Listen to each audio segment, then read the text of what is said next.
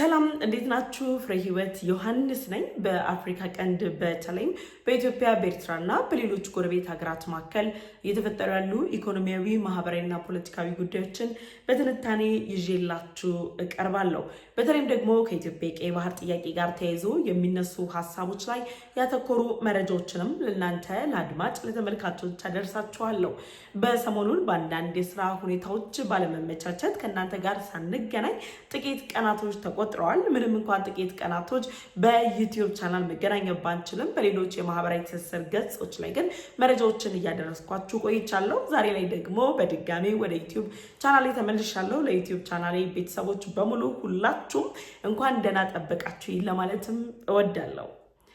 በዛሬው ቆይታችን በሁለት አንኳር ጉዳዮች ላይ ነው አብረን እንግዲህ ቆይታ የምናደርገው። የመጀመሪያው ቀዳሚ አጀንዳችን የሚሆነው የኤርትራ መንግስት አደገኛ የተባሉ ድሮኖችን ከቱርክ በማስመጣት በምጽዋ አየር ማረፊያና በሌሎች የኤርትራ አየር ማረፊያዎች ላይ እየገጣጠመ መሆኑን የሚገልጹ መረጃዎች ይፋ ወጥተዋል። የኤርትራ መንግስት የእነዚህን ድሮኖችን መገጣጠም ስራውን የሚያሳዩ መረጃዎችን ያጋራበት ወቅት ደግሞ ጠቅላይ ሚኒስትር ዶክተር አብይ አህመድ በህዝብ ተወካዮች ምክር ቤት ላይ ተገኝተው ህወሓት እንዲሁም ደግሞ የኤርትራ መንግስትና ሌሎች የነዚህ ሁለት ኃይሎች ደጋፊዎች በጋራ በመሆን የሚያደርጓቸውን እንቅስቃሴ መነሻ አድርገው በሰጡት ምላሽ ነው። ጠቅላይ ሚኒስትሩ እንደገለጹት ከሆነ ህወሓት ከሻዕቢያና ከሱዳን አይደለም ከሌሎች ኃይሎች ጋር ቢጣመርም ጭምር በኢትዮጵያ ሉዓላዊነት ላይ ምንም ያህል ጥርጥር የለኝም ብለዋል። ይህ ደግሞ የ130 ሚሊዮን ኢትዮጵያውያን ህዝብም ድምፅ እንደሆነ ይታመናል። ከዚህ ጋር ተይዞ በኤርትራ የሚገጣጠሙ ድሮኖች እና እነዚህ ድሮኖች መዳረሻቸው የት ሊሆን ይችላል በሚለው ጉዳይ ላይ መረጃ ይዤላችሁ ቀርቤያለሁ። ሁለተኛው አጀንዳችን የሚሆነው በትግራይ ክልል ጦርነት ለመክፈት እየተንቀሳቀሰ የሚገኘው ህወሓት በሰሞኑን ከትግራይ ክልልና ከሌሎችም የኢትዮጵያ መዳረሻዎች በሙሉ ህወሓትን የሚቃወሙ የተለያዩ የተቃውሞ ሀሳቦች እየተነሱ ይገኛሉ። ህዝባዊ ተቃውሞች የተጠናከረበት ህወሓት እንዲሁም ደግሞ የፌዴራል መንግስቱ በተለያዩ መንገዶች እያወጣቸው ያሉ መግለጫዎችና ጠቅላይ ሚኒስትሩ ስለ ህወሓት ያደረጉት ንግግርን ጨምሮ ሌሎች ዓለም አቀፉ ማህበረሰብ ለህወሓት እየሰጡት ያሉት ማሳሰቢያና ማስጠንቀቂያዎችን መነሻ በማድረግ የህወሓት ፕሬዝዳንት የሆኑት ዶክተር ደብረጽዮን ገብረ ሚካኤል እንግዲህ አሁን ላይ ከሰዓታት በፊት በትግራይ ክልል ፕሬዝዳንሻዊ የፌስቡክ ገጽ ላይ አዲስ ቪዲዮን አጋርተዋል። ዶክተር ደብረጽዮን ገብረ ሚካኤል ለትግራይ ክልል ህዝብና እንዲሁም ደግሞ ለመላው የኢትዮጵያውያን ጥያቄ ምላሽን ሰጥተዋል። ትግራይ ክልል የህግና የስርዓት ሀገር ናትም ብለዋል። ከዚህ ጋር በተያያዘ በመግለጫው ላይ ምን ሀሳቦች ተካተቱ፣ ዓለም አቀፉ ማህበረሰብ ከዚህ ጋር ተይዞ ምን ምላሽ ይሰጣል የሚለውን ጠብቆ ሌሎች መረጃዎችን አሰናድ ይላችኋለሁ። ለዩቲዩብ ቻናል አዲስ ከሆናችሁ የደወል ምልክቷን ተጭናችሁ ቻናሌን ሰብስክራይብ በማድረግ ቤተሰብ እንድትሆኑ ጋበዝኳችሁ። ቻናሌን ሰብስክራይብ አድርጋችሁ ቤተሰብ ከሆናችሁ ላይክ እና ሼር በማድረግ ለወዳጅ ዘመዶቻችሁ እንድታጋሩም ጠይቃችኋለሁ። ወደ ቀዳሚ መረጃ ተሻገርኩኝ። አብራችሁን ቆዩ። የዛሬ የመጀመሪያው ቀዳሚ መረጃችን የሚሆነው የኢትዮጵያ መከላከያ ሰራዊት የጦር አቅሙን በማሳደግ በአፍሪካ ከሚገኙ ከፍተኛ የሚባል ዝግጅት ያላቸው በብቃትም ሆነ በተለያዩ መንገዶች እጅግ የተባለን እውቅናን ያተረፈው የኢትዮጵያ መከላከያ ሰራዊት አቅም እያደገ መምጣቱን ተከትሎ ከኢትዮጵያ ጋር ወደ ግጭት ለመግባት እየሰራች ያለችውና ህወሓትን በመጠቀም በፌዴራል መንግስቱ ላይ ትንኮሳ በመፈጸም ኢትዮጵያን ግጭት ፈጣሪ የግጭት ቀጠና ለማድረግ የምትንቀሳቀሰው ኤርትራ ከኢትዮጵያ ጋር አሁን ላይ ያሉበት ውጥረት ወደ ለየለት ጦርነት ያመራል ተብሎ እየተጠበቀ ባለበት በዚህ ወቅት ላይ የቱርኩን ባይራክታር 2B2 የጦር ድሮንን ወደ ኤርትራ አስመራ በማስገባት የመጋጠም ስራ መጀመሯ በይፋ እየተነገረ ይገኛል። እንግዲህ ከቀናት በፊት ጠቅላይ ሚኒስትር ዶክተር አብይ አህመድ በህዝብ ተወካዮች ምክር ቤት ላይ በመገኘት አጠቃላይ ስላለው የህወሓት እንቅስቃሴ ከዛም ባለፈ የጎረቤት ሀገራትን ሁኔታ በተመለከተ በሰጡት መግለጫ ላይ እንደገለጹት ከሆነ ህወሓት ማለት መጥረቢያ ነው። መጥረቢያው ብረታማው ክፍል የህወሓት ሲሆን እጀታው ደግሞ የሻዕቢያ ነው። ከዛ ባለፈ ደግሞ ከነ ሻዕቢያ በላይ ያሉ እንደ ግብጽ ያሉ ኃይሎች ደግሞ ኢትዮጵያን ለማተራመስ እየሰሩ ነው የሚገኙት። ምንም እንኳን እነዚህ አካላት ኢትዮጵያን ለማተራመስ፣ ኢትዮጵያን ለማጥፋት፣ የኢትዮጵያን የጦር አቅም ለማዳከም ጥረት ቢያደርጉም ኢትዮጵያ የምትባል ሀገር ግን በእነዚህ ኃይሎች የምትፈርስ እንዳልሆነች ጭምር በመግለጽ ጠቅላይ ሚኒስትሩ እንግዲህ በኢትዮጵያ ሉዓላዊነት ላይ ቅንጣት ታክል ጥርጥር እንደሌላቸው ባስቀመጡ ማግስት ላይ ከወደ ኤርትራ እየወጡ ያሉ መረጃዎች ኤርትራ የቱርኩን ድሮኖች እየገጣጠመች መሆኗን ተገልጿል። እነዚህ እየተገጣጠሙ ያሉ የቱርክ ድሮኖች መዳረሻቸው ወዴት ነው ካልን ኤርትራ በምንም አይነት መልኩ በራሷ ምድር ላይ ጦርነት የመክፈት ዝግጁነትም ሆነ ብቃት ፍላጎትም የሌላት ሀገር መሆኗ ይታወቃል። ስለዚህ ከኢትዮጵያ ጋር ወደ ጦርነት ለመግባት በምታደርገው ጥረት ላይ ህወሓትንና የሱዳን መንግስትን በመጠቀም የተለያዩ ጥቃቶችን ለመፈጸም ጥረቶችን ታደርጋለች። ስለዚህ የኤርትራው ፕሬዝዳንት ኢሳያስ አፈወርቂ በተደጋጋሚ በጦርነት ቀጠና ውስጥ ባለችው ሱዳን ፖርት ሱዳን ድረስ በመሄድ ለጀነራል አልቡርሃን ድጋፍ አድርገዋል። ከጀነራል አልቡርሃን ጋር ውይይት ፈጥረዋል። በሱዳን የእርስ በርስ ግጭት ውስጥ ከጀነራል አልቡርሃን ጎን ያላቸውን ታማኝ የሆነ አጋርነትም አሳይተዋል። የኤርትራው ፕሬዝዳንት ኢሳያስ አፈወርቂ ብቻ ሳይሆኑ እሳቸውን የሚያዛቸው የግብጽ መንግስትም በተመሳሳዩ የጀነራል አልቡርሃን መንግስትን ለመደገፍ የሚያስችሉ እንቅስቃሴዎችን በኤርትራ በኩል ለማድረግ ከዛም ባለፈ ደግሞ በቀጥታ ሱዳን ውስጥ በመሳተፍ ጭምር ድጋፍ ለማድረግ የሚያስችሉ እንቅስቃሴዎችን ሲያደርጉ ቆይተዋል።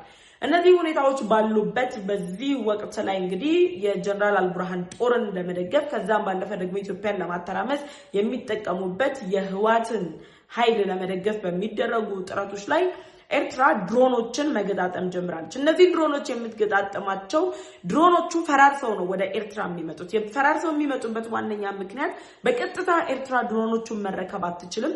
ደግሞ እነዚህ ድሮኖች እንደሌሎች ሀገራት በቀጥታ የሚገቡ ሆነ ያንን ፋሲሊቲ የማድረግ ያንን የመጠቀም ያንን ወደ ዘመናዊ ጦር ቀላቅሎ አክቲቭ የማድረግ ብቃት የሌላት ኤርትራ ልታደርግ የምትችለው ብቸኛ ነገር እነዚህን ቁርጥራጮች የመገጣጠም ስራ ነው። ስለዚህ የቱርክ ድሮኖች ተገጣጥመው መጥተዋል። ይህ ማለት ኤርትራ ውስጥ ይገጣጠማሉ። ኤርትራ ውስጥ ይገጣጠሙ የኤርትራ የጦር አካላት ወይም ደግሞ ኤርትራ ውስጥ ያሉ የጦር ጀነራሎች ይሄን የመገጣጠም ብቃት አላቸው ወይ የሚለው ሌላ ጥያቄ ነው። ብቃት እንደሌላቸው እናውቃለን። ከዚህ ቀደም ኤርትራ የድሮን የማምረት ሐሳብ አይደለም ድሮን የሚያመርቱ ሀገራትን ጭምር የምትተችናት። ይህ ማለት ደግሞ ኤርትራ ስለ ድሮን የምታውቀው ነገር የለም ማለት ነው። በዚህ መካከል ቱርክ የምትባል ሀገር ከኤርትራ መንግስት ጋር እየፈጠረች ያለችው የሁለትዮሽ ግንኙነት ለብዙዎች ጥያቄን የሚፈጥር ያደርጋል። ቱርክ አሁን ባለው ሁኔታ ከነ አሜሪካና ከነ እስራኤል በተቃራኒ በመሆን የሶማሊያውን ፕሬዝዳንት ሐሰን ሼክ መሐመድን እየደገፈች ነው። at the same time ደግሞ በአፍሪካ ቀንድ ላይ ልዩ ፍላጎት አሳይታ ከኢትዮጵያ ጋር ያላትን አጋርነት አጠናክራለች። ቀይ ባህር ላይ ያላትን ሚና ወይም ደግሞ ቀይ ባህር ላይ የምታደርገው እንቅስቃሴ ላለመግታት በምታደርገው ጥረት ላይ ወይም ደግሞ እያደረገች ባለችው እንቅስቃሴ ላይ ደግሞ የቀይ ባህር ስትራቴጂካዊ የሆኑ መዳረሻ ያላትን ኤርትራን አጋር አድርጋ መቀጠል ትፈልጋለች። ስለዚህ የቱርክ ባይራክታር 2B2 ድሮኖች እየመጡ ያለባት ምክንያት ወይም ደግሞ ቱርክ ከኤርትራ ጋር እየፈጠረች ያለችው ግንኙነት አሜሪካና እስራኤል ከቱርክ ጋር ድጋሚ በኤርትራ ጉዳይ ውጥረት ውስጥ እንዲያስገባት የሚያደርግ ነው። ኤርትራ ከአሜሪካና ከእስራኤል ጋር ውጥረት ውስጥ ካሉ ሀገራት ጋር ለምንድን ነው ግንኙነቷን የምታጠናክረው? ከነ ኢራን ጋር ያላት ግንኙነት ይታወቃል። እነዚህን ሁሉ እያደረገች ባለችበት በዚህ ወቅት ላይ የቱርክ ድሮኖች ወደ ኤርትራ ገብተው እየተገጣጠሙ ነው ያሉት። እነዚህ መገጣጠማቸው በአንድ ጀንበር የሆነ አይደለም፣ ወይም ደግሞ የቱርክ ድሮን በአንድ ጀንበር አይደለም ኤርትራ አስመራ ውስጥ የገባው። ይህ የቱርክ ድሮን የገባው ከዚህ ቀደም ገብቷል። ነገር ግን ሚስጥራዊ በሆነ መንገድ ነበር ሲገባ የነበረው። ቁርጥራጮቹ ወደ ሱዳን ጦር የሚሻገሩ የሚመስሉ ወደ ሌሎችም አካባቢዎች ሊሻገሩ የሚመስሉ በአይነት ሁኔታዎች ላይ ኤርትራ እነዚህን የጦር መሳሪያዎችን ለመቅጠም ዝግጅት ስታደርግ ነበር። ይህንን መነሻ አድርጋ ጠቅላይ ሚኒስትሩ የኢትዮጵያ መከላከያ ሰራዊት በብቃቱ አይደለም በጦር ሜዳ ብቃቱ ቀና በሳይበር ብቃቱ የማይደረስበት ወደር የሌለው መሆኑን ሲገልጹ ኤርትራ ድሮኖችን እየገጣጠምኩ ነው የሚል ሐሳቧን ይዛ ብቅ አለች። ከዚህ የኤርትራ ድሮን በስተጀርባ ላይ የነ ሱዳን ተጠባባቂነት አለ፣ የህወሓት ተጠባባቂነት አለ። አሁን ባለው ሁኔታ ኤርትራ ባላት የኢኮኖሚ ሁኔታ እነዚህን ድሮኖችን በግዢ ልታመጣ አትችልም። ኤርትራ እነዚህን ድሮኖች ገዝታ ያመጣችው ከትግራይ ክልል በህገወጥ መንገድ በሚሄደው የወርቅ ግብይት አማካኝነት ነው። ቀናት አልፈጁም። የቀድሞ ጠቅላይ ሚኒስትር መለስ ዜናዊ ልጅ ሰማሃል መለስ ሞንጆሪኖ እና ጀነራል ምግበ ኃይሌ የሚመሩት እነ ማርክስ ያሉበት ቡድን ስብስብ ከትግራይ የወርቅ ማዕድንን እያወጣ በህገወጥ መንገድ እየሸጠ ነው ያለው። የሚሸጠው የወርቅ ማዕድን ደግሞ ለትግራይ እናቶች አይደለም የሚሰጠው፣ ለትግራይ ህዝብ አይደለም የሚሰጠው። ህወሓት ራሱን በጦር መሳሪያ ለመገንባት ነው ጥረት የሚያደርገው። ስለዚህ ህወሓት የገዛቸው የጦር መሳሪያዎች በቀጥታ መግባት ስለማይችሉ ሊገቡበት የሚችሉበት መንገድ ኤርትራን በመጠቀም ነው። ኤርትራ ደግሞ ያንን ፋሲሊቲ እያደረገች ነው ያለችው። የሚገጣ የተገጣጠሙት የጦር ድሮኖች ለህዋትና ለሱዳን ጦሩ መሪ ጀነራል አልቡርሃን ነው። በዚህ ማዕከል ህዋት ከፍተኛ የተባለ $1 ሚሊዮን ለኤርትራ መንግስት ገብራለች። ይሄን የምታደርግበት ዋነኛ ምክንያት ያ ድሮን ካለ ኤርትራ መኖር በእጇ ሊገባ ስለማይችል ነው። ስለዚህ አስመራ ላይ እየተገጣጠመው ያለው ድሮን ለህዋት የሚደርስበት ካልኩሌሽን የኤርትራው ፕሬዝዳንት ኢሳያስ አፈወርቂ ህዋት አሁን ላይ ህዝብ የማስጨረስ ስራውን አክቲቭሊ እንዲያከናውን ነው፣ ወደ ጦርነት እንዲገባ ነው። ስለዚህ ኤርትራ ላይ እየተደረጉ ያሉ ድሮን ዝግጅቶች በቀጥታ ከህዋት ጋር የተገናኙ ናቸው። ከዚህ ቀደም 400 ሚሊዮን የአሜሪካን ዶላር አውጥቶ ህዋት ጸረ ድሮን እኮ ገዝቶ ኪሳራ ላይ ወድቋል። ለዚህ ምስክር በወቅቱ አብረው የነበሩት አቶ ጌታቸው ረዳ ናቸው። ጸረ ድሮን ተገዝቶ ጸረ ድሮኑ 400 ሚሊዮን ወጥቶበታል። 400 ሚሊዮን ጎበዝ ቀላል አይደለም። ከ4-5 በላይ ትምህርት ቤት መገንባት የሚችል ነው። ትውልድን መታደግ የሚችል ነው። የህክምና ተቋማትን መገንባት የሚችል ነው። በተለያዩ አካባቢዎች የትግራይ አካባቢዎች ላይ ተፈናቅለው ለሚገኙ ወገኖች መድረስ የሚችል ነው። ይሄንን እነሱ ጸረ ድሮን ወይም ደግሞ ጸረ የጦር መሳሪያ ብለው ገዝተው የከሸፉበት ሁኔታ አስቂኝ ተደርጎ ሲነሳ ነበር።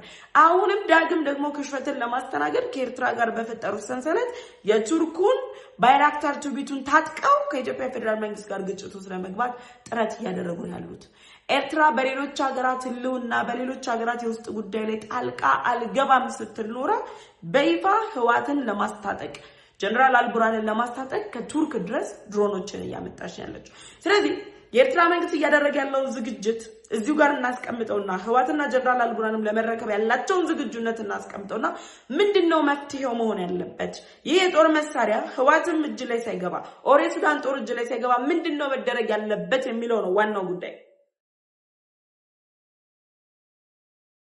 የኤርትራ መንግስት ከዚህ ቀደም በተደጋጋሚ የጦር መሳሪያ ማዕቀብ ተጥሎበት እንደነበር ይታወቃል። አሁን ላይም የአሜሪካው ፕሬዝዳንት ዶናልድ ትራምፕ የቀይ ባህርን ዳርቻ ለመቆጣጠር በሚያደርጉት ጥረት ላይ ለኤርትራ ማዕቀቦችን እንደሚያነሱ ጭምር ሲገለጽ ቆይቷል። እነዚህ ማዕቀቦች የሚነሱት እነዚህ ሀሳቦች እየተነሱ ያሉት አሜሪካ ህልውናዋን ለማስቀጠል በምታደርገው ጥረት እንጂ አሜሪካ በነ ቱርክ ብልጫ እንዲወሰድባት አይደለም። ስለዚህ አሁን ባለው ሁኔታ የተባበሩት መንግስታት ድርጅት እና አሜሪካ ሌሎች ዓለም አቀፍ ተቋማት ጭምር በኤርትራ ላይ የጦር መሳሪያ ማዕቀብ እንዲጣልባት የሚያደርጉ ዘመቻዎችን ይከፍታሉ ተብሎ ይጠበቃል። ይሄ የሚገናኘው የኤርትራ መንግስት በተባበሩት መንግስታት ድርጅት የሰብአዊ መብት ኮሚሽን ላይ የቀረበበት ክስ አለ።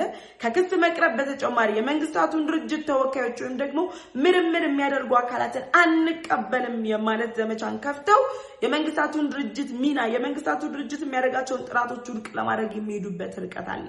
እነዚህ መነሻ አድርጎ ዓለም አቀፉ ማህበረሰብ የኤርትራ መንግስት ላይ እርምጃ የሚወስድበትን እድል በእጁ የማስገቢያው ሰዓት አሁን ነው።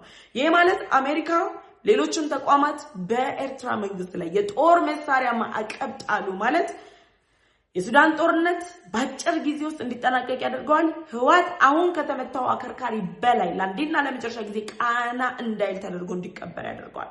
ህዋትን የሚቀልብ የሱዳን ጦርን የሚቀልብ የቀጠናውን ሰላም ለማወክ የሚሰራው የኤርትራ መንግስት ነው። ስለዚህ በዚህ ላይ ዓለም አቀፍ ተቋማት ሌሎችም ኃይሎች ሰብአዊ መብት ተሟጋቾች በሙሉ የጋራ የተባለ ርብርብ ተደርጎ የጦር መሳሪያ ማዕቀብ ማስጣል ደግሞ የተጀመሩ የሰብአዊ ጥናቶች በሙሉ ተጠናክረው መቀጠል አለባቸው። ህገወጥ የሆነው የወርቅ ዝውውር ለህዋት የድሮን መግዣ የጦር መሳሪያ መግዣ የሚውል በመሆኑ ምክንያት ህገወጥ የሆነው የወርቅ ግብይት እንዲቋረጥ የሚደረጉባቸው መንገዶች ላይ አተኩሮ የፌደራል መንግስቱን መስራት መላው ኢትዮጵያውያንም በዚህ ጉዳይ ላይ መረባረብ ያስፈልጋል። በዚህ መንገድ ነው ለትግራይ ህዝብ ልንደርስለት የምንችለው ላለው ኮሜንት ሴክሽን ላይ በዚህ ጉዳይ ላይ ሀሳብ አስተያየታችሁን አሳውቁኝ። ወደ ሁለተኛውና የመጨረሻ አጀንዳም ተሻገርኩኝ። ሁለተኛውና የመጨረሻው አጀንዳችን በሰሞኑን በትግራይ ክልል ያለው ሁኔታ የወጣቶች ጩኸት መማር ያቃታቸው ወጣቶች መኖር ያቃታቸው ወጣቶች አሁንስ ተስፋችን ምንድነው እያሉ በየአደባባይ የሚወጡ ወጣቶች እናቶች ልጆቻችንን መልሱልን እያሉ እያለቀሱ በሚችሉት አቅም ድንጋይ ወርውረው ልጆቻቸውን ለማትረፍ የሚያደርጉት ጥረት ተጠናክሮ በቀጠለበት በዚህ ወቅት ላይ ህዋት የትግራይ ህዝብን ለመፍጀት ሁለተኛ ዙር ጦርነቱን እየደገሰ ባለበት በዚህ ጊዜ የትግራይ ወጣቶች ድረሱልኝ የሚል ድምጽ ለህዋት ስጋት ሆኖበታል።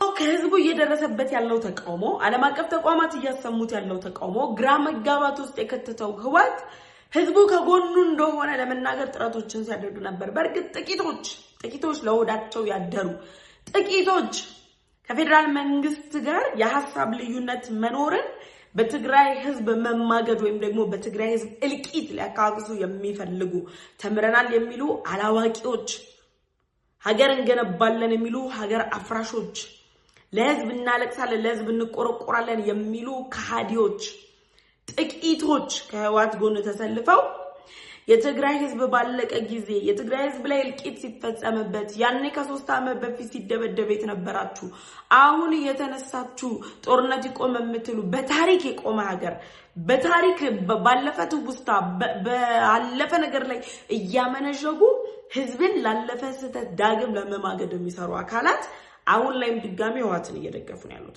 እነዚህ የሆኑ ባሉበት በዚህ ወቅት ላይ ግራ የገባቸው የህዋት ሊቀመንበር ወይም ፕሬዚዳንት ዶክተር ደብረጽዮን ገብረሚካኤል በፕሬዚዳንቱ ኦፊሻል የፌስቡክ ገጽ ላይ መልእክት አስተላልፈዋል። የቪዲዮ መልእክት ነው እዚህ ጋር የምትመለከቱት መልእክት ማለት ነው። ኢናን አጥልና ሓደ ቦታ ተዓኽሊሉ ዝነበረ ስልጣን ነናብጣሽሙ ነናቦቱ ተሕጊ መውፅኢ ቤት ምክሪ ዘውፅውን ባዕሉ ይሰርሕ ፈጻመውን ናይ ፈጻም ስራሕ ይሰርሕ። የቪዲዮ መልእክቱ የሚለው ትግራይ የህግና የስርዓት ሀገር ናት፣ ህግና ስርዓት የሚከበርበት ሀገር ናት። ህዋት ደግሞ እያደረገ ያለው ህግና ስርዓትን እያስከበረ ነው።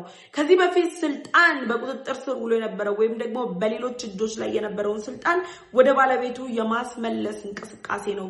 ስልጣንን አስመልሰን የትግራይ ህዝብ ላይ ፍትህ እንዲሰፍን እናደርጋለን። እንትን አይደለም ያደረገው ምክር ቤት ነው አይደለም ያፈረስነው አሮጌ ምክር ቤት ወይም ደግሞ በህገወጥ መንገድ አይደለም የተቆጣጠርነው ፍትህና ስርዓት የሚሰፍንበትን መንገድ ነው የፈጠርነው በማለት እንደ ጀብድ አድርገው እያወሩ ያሉበት ሁኔታ ነው ያለው። የዚህ ሁኔታ መኖር አይደለም አስገራሚው ነገር። የትግራይ ህዝብ ከሰሞኑን በአስከፊ ሁኔታ እያለቀሰ ድረሱልን እያለ ጥሪ እያቀረበ ነው። ወጣቱ መሮናል። ለመከላከያ እየቀረቡ ያሉ መልእክቶች ጦር ሜዳ ብታገኙን ተገደን ነው፣ እኛ ከህዋት ጋር ምንም ግንኙነት የለም፣ የትግራይ ነቀርሳ ትግራይን እየገደለ ያለው ህዋት ነው የሚል መልእክት ሲያስተላልፉ ዶክተር ደብረጽዮን በዚህ ጋር ወጥተው ህግና ስርዓትን ነው የምናስከብረው፣ በአንድ እጅ ቁጥጥር ላይ የነበረ ስልጣን ነው ወደ ባለቤቱ የመለስ ነው። ይታያችሁ 50 ዓመት ያለፋቸው አዛውንቶች በፕሬዝዳንት ማዕረግ የፕሬዝዳንት አማካሪ ለመሆን የሚፈልግ ሰውዬ ነው ትግራይን እናሻግራለን ይሄ መማር የሚፈልገውን የትግራይን ወጣት እንዳይማር አድርጎ በጦርነት ለመጨረስ እየሰራ ያለው አሁንም የህግና የስርዓት ሀገር ነን እኛ ህግና ስርዓት ነው የምናስከብረው ማለት አዋጅ አውጀክ በአስገዳጅ ሁኔታ ወታደራዊ ምልመላ እየፈጸምክ ያለ ፍላጎት እየማገዳችሁ ወደ ጦርነት እያሰራችሁ እያፈናችሁ የትኛው ህግና ስርዓትን ነው የምትፈጽሙት? የትኛውን ነው ለትግራይ ህዝብ ፍትህ የምታወርዱት? ትግራይ ህዝብ ላይ ከሻዕቢያ ጋር ተጣምራችሁ እየፈጠራችሁት ያላችሁትን ወንጀል መቼ ነው ይቅርበሉን ብላችሁ ህዝብ ፊት የምትቀርቡት? መቼ ነው በህገወጥ መንገድ የምታዘዋውሩት የወርቅ ገንዘብ ለነዚህ ዜጎች የሚደርሳቸው? መቼ ነው ጥቅሙን የሚያዩት? እነዚህ ጥያቄዎች እየተነሱ ባሉበት በዚህ ወቅት ላይ ህግና ስርዓትን ነው የምናስከብረው ማለታቸው ዶክተር ደብረጽዮን አንገት የሚያስደፋ ነገር ነው። ህዝብ አይደለም አንገት መድፋት ያለበት እነዚህ ጥቂት ወረበሎች ናቸው ብለዋል እኮ አቶ ጌታቸው ረዳ። እነዚህ ወንጀለኞች ጥቂት ወንጀለኞች ስብስብ ናቸው የትግራይ ህዝብ ላይ ጫንቃው ላይ ቁጭ ብለው ነፃነቱን እየገፈፉ ለነፃነቱን ሞትልታለን የሚሉት። ህዋት የትግራይ ህዝብ የኢትዮጵያ ህዝብ ነቀርሳ መወገድ ያለበት በሽታ ነው። አሁንም ዛሬም ለትግራይ ወጣት ድምጽ መሆን ለትግራይ እናት ድምጽ መሆን የሁላችንም ግዴታና ኃላፊነት ነው ለማለት እወዳለሁ። በዚህ ጉዳይ ላይ ማሳብ አስተያየታችሁን ኮሜንት ሴክሽን ላይ አሳውቁኝ። ለዩቲዩብ ቻናል አዲስ ከሆናችሁ የደወል ምልክቷን ተጭናችሁ ቻናሌን ሰብስክራይብ ማድረግ እንዳትረሱ። ቻናሌን ሰብስክራይብ አድርጋችሁ ቤተሰብ ከሆናችሁ ላይክ እና ሼር በማድረግ ለወዳጅ ዘመዶቻችሁ እንድታጋሩ ጠይቃችኋለሁ። በቀጣይ በሌሎች ዝግጅቶች እመለሳለሁ። እስከዛው ቸር ቆዩ።